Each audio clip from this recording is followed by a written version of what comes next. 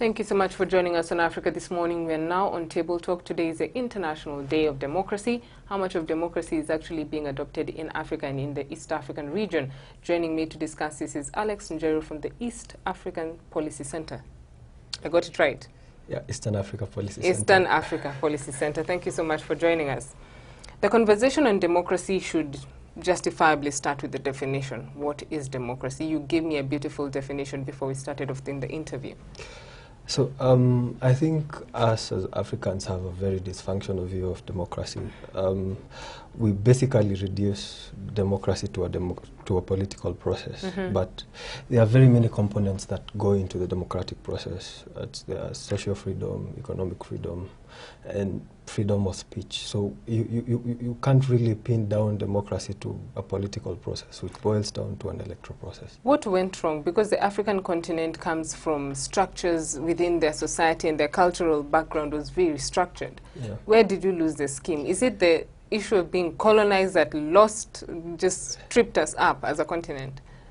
I think the problem is Africans basically democratized in an environment where they were not really ready for democracy.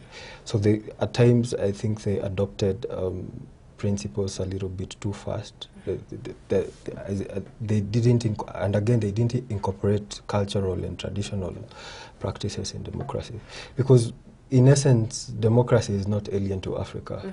So there have been, it's documented that there were democratic processes before the colonization process. Yeah, right now we are at a place in the continent where we are trying to find our footing with democracy, but the journey towards a sense of democracy translates to violence, eruptions of conflict all over the African continent. What are we doing wrong as a continent? There's so many things we're doing wrong, but we'd want to hear in terms of, one, break it down from a policy perspective, misunderstanding politics and leadership, and also looking at youth as the main agents of, violating the process of democracy. I think these problems boil down from the nature of democracy or the nature of African politics. It's very non-ideological based. So you have ideally people who coalesce around political individuals rather than real issues. But one would say that that would be wrong, considering Africans hold very strongly to some ideologies, be it religion, be it culture. I mean, what ideologies? Like in Kenya, I would ask a genuine question: what real alternatives do you have ideologically? I mean, every other government that comes in will generally succeed itself, regardless of the people who come into a new government. There's no government that will come in from a different ideological perspective. It's the same old things, the same people you see in power, the same ideology. Ideally, we do not have an ideology that guides the political process in So Kenya. We survive basically on feeding on the heckling of politicians, as a continent in general? I don't think so. We survive by following politicians blindly. Let's look at North Africa, the Arab Uprising. The expression of democracy was based on the ideology of democracy. They wanted to be included in the policy framework. They felt that this is their time to lead. They felt that the leadership was not present to the reality of the moment, which is youth unemployment, the fact that women need to be represented in leadership, and several other factors. Why is it that still the northern part of the continent that took place in the uprising still finds itself unsettled by a process that should have led it to freedom? The North African Spring, and ideally Egypt was, I think it was a bad experiment. Experiment, you call it? No, really, I thought that it would have borne fruits for the Egyptians and other people across the Arab nations. But what happened was, ideally, you had a coalescence of forces that were agitating for democracy. But after these tyrants, the Morsi and Ben Ali were ousted, there was no real political organization by the various liberal forces that ideally fought for this, for democracy. So you had the Muslim Brotherhood in Egypt re-entrenching itself, and then they basically became too tyrannical. and they, in that sense, defeated the goals of the Arab Spring in itself. So the then what question should be answered before you initiate a process towards the campaign for democracy? The ideology should be established before you initiate the process. Yes, the ideology should be established, but it shouldn't end at the ideology. There should be a coalescence of political organization by liberal forces that will in themselves protect what they are agitating for way after they have achieved their goals, because ousting a tyrant does not mean that you have achieved the maxims and you have achieved the maxims of democracy. We're looking at Libya as the main example in that case, considering that it's still under conflict as we speak. Yeah, true. Looking at West Africa, looking at Congo, East Africa, South Africa is depicted as one of the most stable areas when it comes to seeking democracy to an extent. Yeah, true.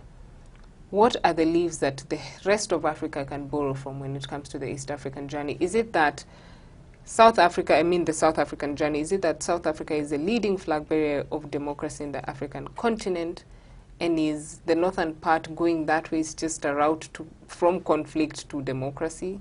Maybe you can break it down for us. So I think South Africa could be exemplary. It has its problems, but generally South Africa has very strong institutions. That's the rule of law, strong economic and political institutions, strong legislature and a judiciary, and most of other African countries do not seem to have that. So I think strengthening institutions across Africa is clearly a good way to start. When you're looking at your statement on the fact that we don't have ideologies, yeah, true. The southern part depicts that there was one issue that they wanted to get out of their system, which was apartheid, yeah, which unified the population, and mostly those who are against the regime, be they coloreds, be they white, be they blacks. What are some of the ideals that we need to establish as the African continent that will lead us to a structure that will be able to embrace democracy for all? I think the ideals we need to look up to is probably give a preeminence to individual and social rights, because ideally a democratic process should guarantee the rights of individuals to basically flourish within the countries they come from. But you have a situation where in some certain countries you have a majority that basically becomes tyrannical and oppresses minorities. Everywhere we have seen that in the Central African Republic and many other countries in Africa. One, we have national anthems all over the continent. Yeah, we have pledges to the president. Patriotism is an issue that we are still plagued with, and people do not know how to entrench it in the population. Yeah. How would you define, or maybe you can give us a recipe towards patriotism? Because many have said if you love your country, you love your continent. But there's no clear path towards patriotism that should lead us to a point of valuing the process of democracy. So patriotism is a difficult concept to pin down. Yeah, it's because like a mirage in a sense. Ideally, you have people who proclaim to be more patriotic than the others, who proclaim to love their nations more than the others. And therein lies the problem. We should all own our nations, and we should all be alive to the fact that we are not the only players in these countries. You live in an environment which is a community where you have many people from different political and cultural backgrounds. So ideally, being patriotic does not mean that you want to own the nation per se. Yeah. But patriotism is one of the recipes towards proper democracy, isn't it? I do not understand patriotism in what sense, because ideally... passion for your country, passion for the process and the success of your country, policy processes of your country. That would link towards you understanding how democracy would be important for your neighbor, would be important for the growth of your country. Yeah, true, but that does not mean that you would be ready to get maybe shed blood for your nation. I don't think that would work as well. I think that loving one's nation and being ready to defend the institution is a critical part of the patriotic process. But we should all be left to the fact that we live in a community. The only other formula would be creating structures that would support the democratic process, and that's something that the African continent seems to be failing at in several corners. Kenya, at the moment, we have the constitution that everyone keeps singing about in the African continent. Kenya has a constitution that is very progressive. The structure is in place. But there's, as you were mentioning before the interview, there's a huge gulf between translating the power of the constitution and the democratic processes that we should be heralding in the country. Break it down for us so that we understand what links we are missing and who has the links to this chain. So ideally, I think that the Kenyans passed the constitution at a moment of emotional spur. So we really didn't think forward about what constitution we wanted for as a people. So we have had problems when the implementation came along, and the problem is Kenyans have never been at the heart and the driving force behind reform. So you have different political players guiding the process and muffling the voice of real Kenyans. So ideally, I think it's very important to be objective this time around and look forward and as a people and as a nation and think creatively as to what sort of laws do we want to govern us. Do we want strong leaders or strong institutions, or do we want to have real power to the people? That's definitely what we need to think about. You said we need to think about it differently this time round. Which time round, and what process are you hoping will ensure that we think about it differently? Ideally, right now we have had campaigns to have a national referendum. The problem with the process is, again, Kenyans are not the driving force behind this. So you have people who, for various parochial interests, are guiding the process for their own benefit, be it the governors, be it. So we need Kenyans to come forward this time and say, this is what we want. If we, for example, we think that government is getting too big, government spending is getting too big, we need to cut government spending to size. And the size of government, we need to reduce the size of government. When you're looking at such a conversation, you'd expect that the populace would be educated enough. The populace would be a reading, cultured populace. Yes, true. But right now, they campaign against the fact that there could be Kenyans who are actually passionate about reading. One of the issues that hits us very strongly is that we have not read the Constitution. Yes, true. We don't know what the provisions are that are available in the Constitution that would protect us and ensure that we live a flourished life. Okay. Two, we look at a populace that has a very aggressive appetite for politicization of issues. Politics always takes the lead. How is it that you would be able to change the mind of the population who would be the drivers of the agenda if they knew that they would be? I think it boils down to having a culture, having a change in the political culture. We need a subjective populace that are able to subject decisions and direction that the politicians are taking. We need to put them to task that they shouldn't be at the lead. We should be at the lead. They should really follow what voices are coming from us. So I think we certainly need a change or an overhaul in political culture in the country. And we need to read a lot and to understand policy consequences, because that's what most Kenyans don't understand. So we have roadside declarations and politicians saying, basically, like they make a lot of promises before elections, but we really do not put them to task as to how things will work after the election. Two things at this point. One, the media, and two, the conversation that should be taking the lead from the electorate point of view. You're a blogger. True. You blog about policy, and there's a lot of information that you put out there on the political scene. How has the appetite been from the population about, breaking it down from the politicized platform, declarations to the actual details of the issue?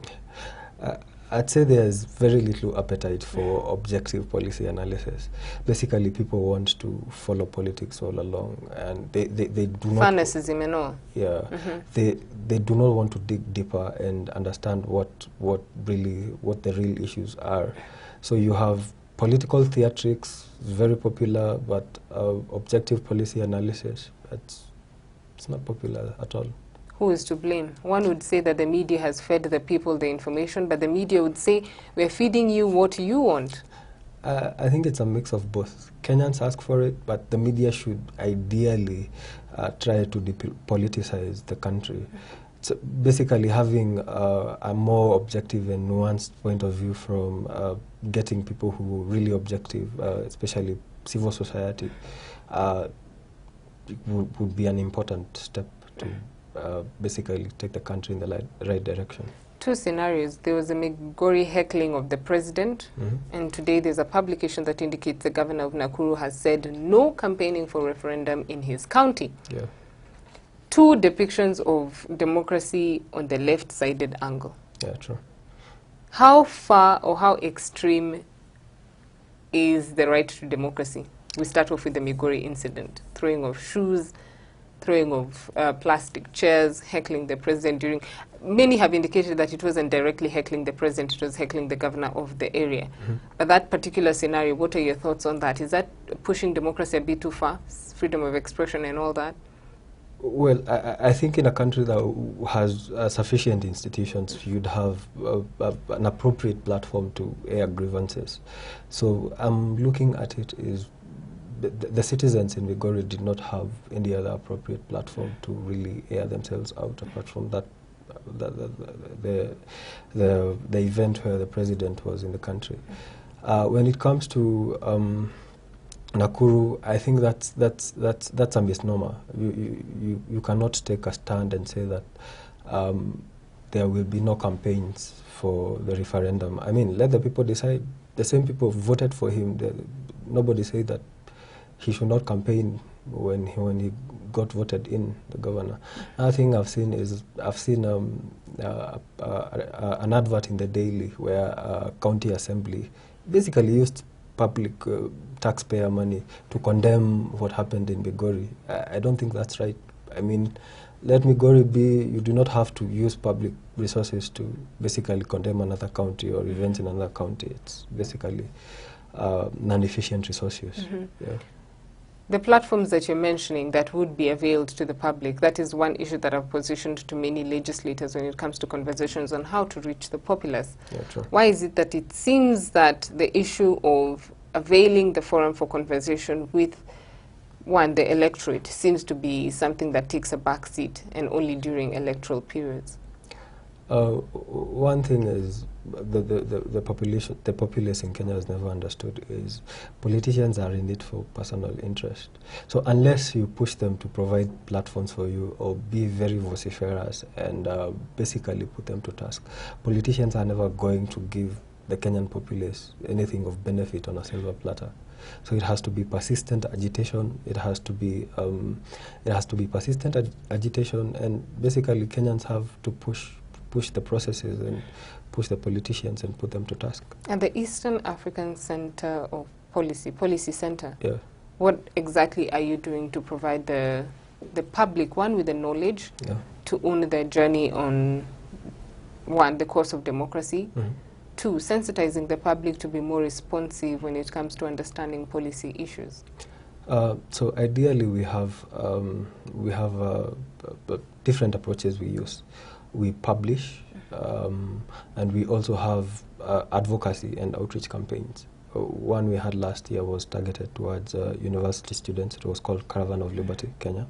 So what we do is we basically go to these institutions and to the people and break it down and try to show them the nexus between politics and policy, and how policy can affect politics and how politics can affect policy. So the idea is to have people understand so that they can ideally agitate for political and policy processes that are efficient and would guide the country going forward. How are you dealing with the apathy among the youth when it comes to politics? Because one, they've seen the moment they walk into the political scenario, the youth are used negatively as the conflict agents against democracy. Two, you find that the issue of taking up politics is super, super expensive, and it's not something that you will take on without a godfather. Yeah, you have to pay homage to the ones true. who've gone before you. True.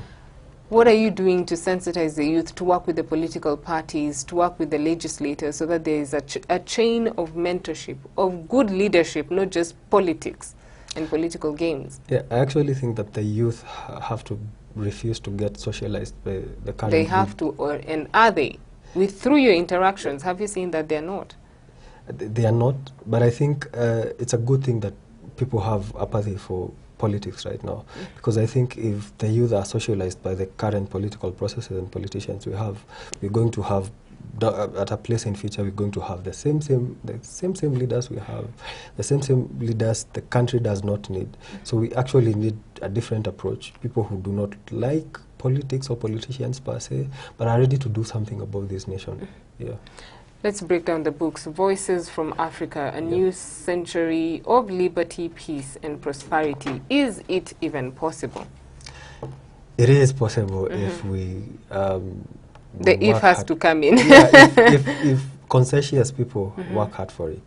Let's break down the book. What is the focus of this particular publication? So the focus of this particular publication is giving Africa's future from a freedom perspective. I mean, if you give people freedom and right to express themselves, political, economic, and socio-expression, Africa is going to develop. Let's look at South Sudan. Freedom of expression, the youngest nation on the continent. Yeah, sure. Still has erupted into conflict even after it ran from its master, the Northern Sudan country. It still somehow can't manage to run its own nation. Yeah. Your thoughts on that? So ideally, you have a political elite that has entrenched itself in Southern Sudan. So they're basically drawing resources from the Southern Sudanese state. So ideally, people in Southern Sudan do not have real avenues for expressing themselves. It's because these politicians are fighting for what the state has to offer, be it oil, and basically they are fighting to basically have a control on state resources. The fact that the godfathers, the developed partners, are whispered to be involved in some of the episodes of conflict on the African continent, will there be a point where Africa can arise and claim its own identity, claim its own journey towards democracy? Yeah, I think Africa has to entrench itself and has to basically stamp its foot down on the ground and decide that this is Africa's time to lead itself, economically, socially, politically. We need countries that do not depend on foreign aid from the West. So the justification for leading ourselves should have moral credence. When you do not depend on anybody, then you can lead your life as you wish, as you please. They say no man is an island, which means that's a conversation that we'll have another time, considering that Africa is either leaning east or leaning west. Yeah. Final statement. What are your thoughts on, or whether you can even give us a country that you can say is the most democratic? Is there anything like that in the world? Balanced all round, socially, economically, politically. There are a lot of indices. There's a freedom of speech. There are countries that rank higher when it comes to freedom of speech. We have a failed state index. Ideally, the countries of Hong Kong and Singapore are basically countries that we can look up to when it comes to the democratization process. Yeah. So Singapore is the one country that really makes Kenya feel like it fell off the wagon, considering that 15 years ago we were at par. Yeah, absolutely true. Can we catch up? We can. We can if we believe in ourselves and if we believe in the people themselves, not politicians and political processes. The issue towards democracy, I feel at this point, is an if factor. There are a lot of other publications that have been provided by the Center for Eastern Africa Policy Center. Why Liberty, Your Life, Your Choices, Your Future. This is something that they can find available in any of the bookshops, so they can get in touch with you on your website. True. Yes, and there's also The Morality of Capitalism, if there's morality in that sense. You can catch up on these books on their website, and you also get in touch with them and find out more information on democracy and how you can be involved when it comes to campaigning for democracy here in Kenya and also in the East African region. From the team here at Arab Africa and myself, this was a conversation that should get you started off right, seeking democracy in Kenya and also in Africa this week. From the team and myself, have a good week and God bless.